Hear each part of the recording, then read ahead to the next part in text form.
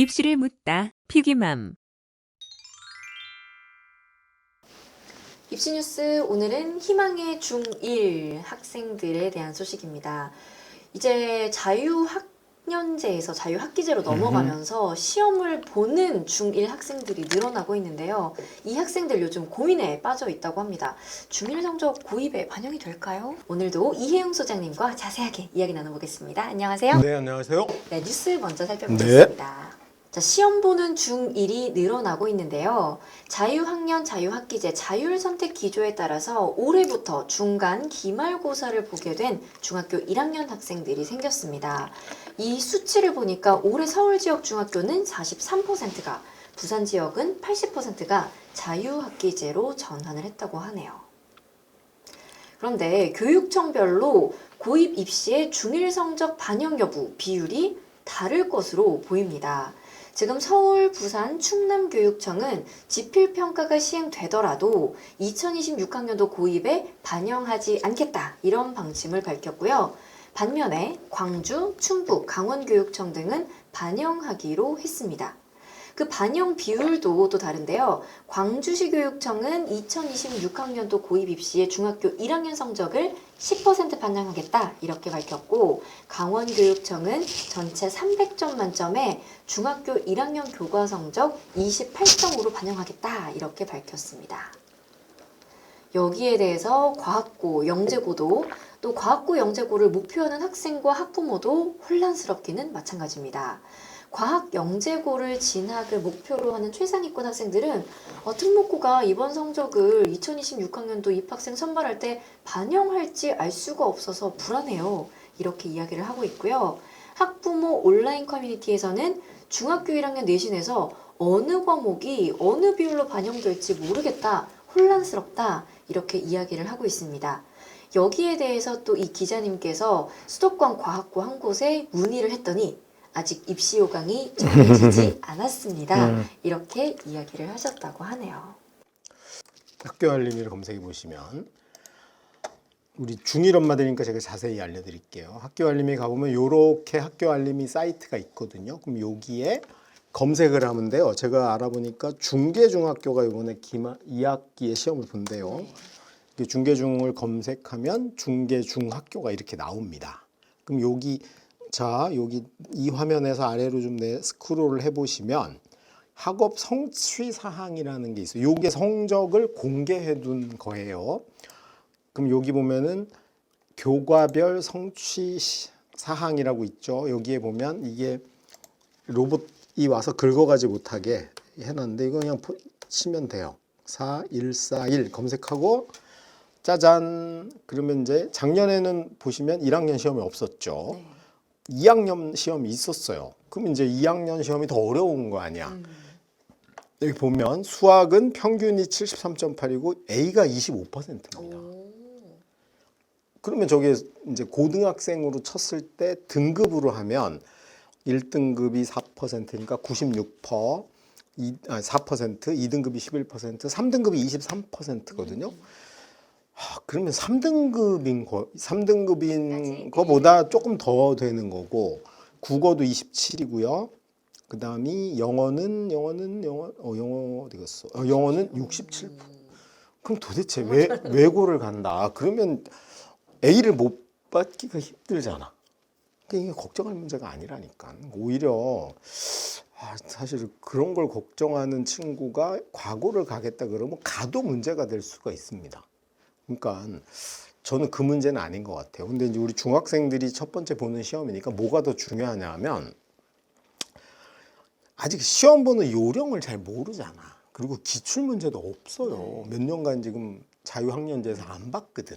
그러니까 어떻게든 옛날 거라도 아니면 문제집을 통해서 애들이 실전으로 주어진 시간 안에 문제를 완전히 다 풀 수 있는 연습을 해서 2학년 가서 좋은 성적 받아야 된다는 생각을 가져야 될 것이고, 솔직히 여기 반영되는 게 우리 엄마들이 이것도 잘 모르는 것 같아.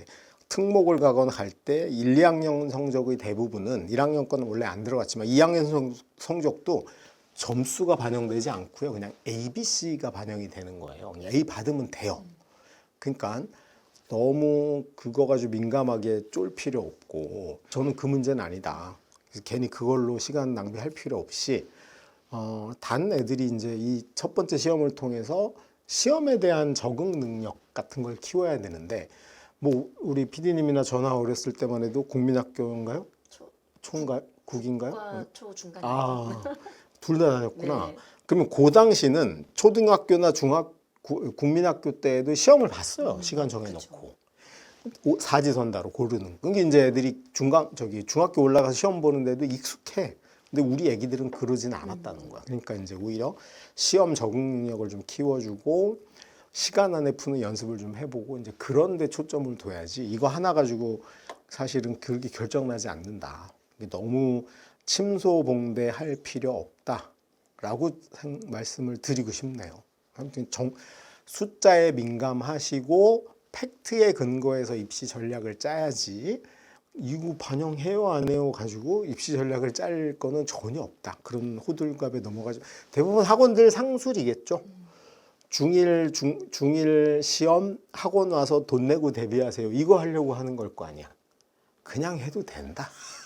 뭐 그런 좀 특히 마음을 조금 내려놔도. 특히 특목이나 뭐 자사고를 준비해. 왜냐면 일반고는 그냥 전교 꼴찌도 가거든요 요즘. 그러니까 사실 일반고 입시 때문에 내가 해야 된다는 아니잖아. 그럼 가짜 뉴스. 그거는 100% 가짜 뉴스고 특목 자사 가는데 중간 1학년 시험이 들어가면 못 간다. 그거는 저는 못 가는 게 아니고 안 가야 된다라고 이렇게 정리해서 말씀을 드리고 싶습니다. 네. 중학교 1학년 학생들 중에 지금 또 뭐 특목 이렇게 뭐 과학고나 영재고 대비하고 싶은 학생들은 또 그 외로 이제 내신은 이렇게 A 받는 거 당연하다고 생각하면 그 외에 좀 할 수 있는 지금부터 할 수 있는 것들이 뭐가 좀 있을까요? 영재고 같은 경우는 시험이 있잖아요. 2차 영재성 판별 시험이라는 게 있어. 그 시험이 사실은 이제 서울대 면접 수준으로 만만치 않거든요. 사고력을 묻는 거야. 당연히 그거 대비를 해야 되겠죠. 그래서 애들이 선행하기도 하는데 사실 그 범위는 중학교 전범이라 거기서 나오는 거고 역시 만약에 필요하다 그러면 이제 그 기출 문제들이 이제 영재 학교들이 다 오픈해 놨거든요. 홈페이지에 올려져 있어요. 그래서 그거를 좀 차근차근 풀어보고 여기서는 문제를 물어보는 화법 자체가 이렇게 물어보는구나. 그런 걸 좀 익숙해지면 될 것 같고 과거는 시험이 없어요. 면접만 봐. 문제도 역시 그 영재고에서 물어보는 구술하고 비슷하거든요. 그래서 기출 문제가 올려진 경우도 있어요. 안 그러면 뭐 내용은 다르지만 뭐 서울대나 연대나 고대 대학들이 하는 면접과 크게 다르지 않아. 그래서 말로 하는 게 이제 되게 이게 우리가 글로 쓰면은 아이가 똘똘한지 안 똘똘한지를 한 단계 건너서 보잖아요. 근데 글은 멋지게 쓰는 애를 말을 딱 시켜보면 5분이면 알 수 있어요. 제가 아닐 수도 있죠. 딱 5초만 알 수도 있어. 그러니까 사실은 그런 자기의 생각을 조리 있게 표현하는 연습을 평상시에 하면 되고 그건 이제 우리가 중학교 때 경험을 하는 거잖아. 수행평가가 그런 역할을 하고 학교에서 발표하는 거. 그러니까 교과를 공부해 가면서 적극적으로 수행평가 임하고 해가면서 그 내용을 정립해 가면 된다.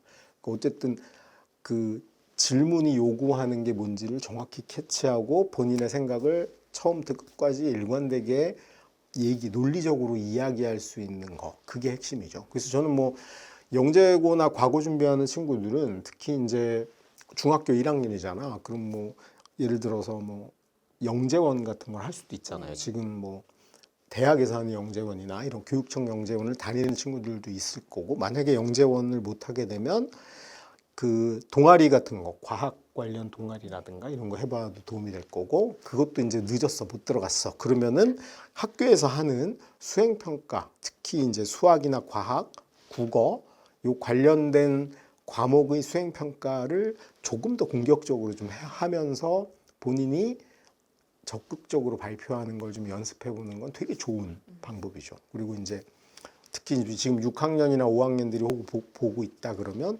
저는 영재원은 반드시 해볼 필요 있다. 특히 영재고나 과고를 노리는 친구는 같은 라인이잖아. 네. 그러니까 거기서 교수님들이 질문하거나 요구하는 화법이 그대로 영재성 판별 시험이나 구술 면접에 그대로 나오는 케이스가 많다는 거죠. 그래서 경험이 저는 굉장히 중요하다. 그런 생각이 좀 들고 실제로 올해 특히 1학년들은 고교학점제 세대니까 아마 명문고 진학하려는 의욕이 다른 학년들보다 훨씬 클 것 같아. 그러면 저는 이게 뭐 단순하게 선행을 하는 것도 필요하지만 내신은 A 잘 챙겨두고 수업 시간에 적극적으로 자기 의사 표현을 하는 연습을 하는 게 면접 대비이기도 하다. 그거를 꼭 명심하시는 게 좋다고 봅니다. 얘기하시는 거 들어보니까 뭐 평소에 학교 다니면서도 할 수 있는 그런 기본적인 걸 충실하게 하는 게 진짜 중요하다. 근데 우리 아직 중딩이들이잖아요. 그러니까 학교에서 그런 거 하는 거를 되게 장난으로 하는 경우가 많다는 거야. 그냥 막 본인 막 개그 코드에 맞춰서 한다든가 튀려고 한다든가 그렇게 하지 말고 특히 이제 영재고 과고 쪽은 수학과에서 특히 본인이 왜 그런 생각을 했고 어떻게 과정이 설계가 됐는지 이런 걸 좀 잘 정리해서 발표하는 연습은 꼭 해봐야 되는 거고 특히 외고 가려고 하는 친구들은 뭐 영어 시간, 국어 시간 활용해서 그런 걸 좀 잘 해볼 필요는 있겠다. 그 생각이 듭니다. 동아리 같은 경우도 동아리가 중학교는 고등학교와 달리 한 학기마다 바꾸는 경우가 많거든요. 본인이 원하면 1학기 때 못했으면 2학기 때 해볼 수 있어. 그래서 그런 걸 참여해서 적극적으로 수업에 참여하는 특히 고등학교는 왕따식으로 본인 스스로 왕따하는 애들을 되게 싫어해요. 잘 어울리고 왜냐하면 이게 특히 민감한 시기인데 혼자 외톨이 돼 있고 막 혼자만 있고 이런 걸 또 기숙 학교가 많잖아. 그런 데서는 별로 선호하지 않거든요. 그래서 이제 공동체 생활을 잘하냐, 굉장히 잘 어울리면서 활동을 하냐 그런 거 높게 평가하거든요. 그래서 굉장히 적극적으로 참여해보는 거는 고입을 위해서도 굉장히 좋은 태도다라고 생각이 듭니다. 네, 오늘도 이혜영 소장님과 함께했습니다. 고맙습니다. 네, 수고하셨습니다.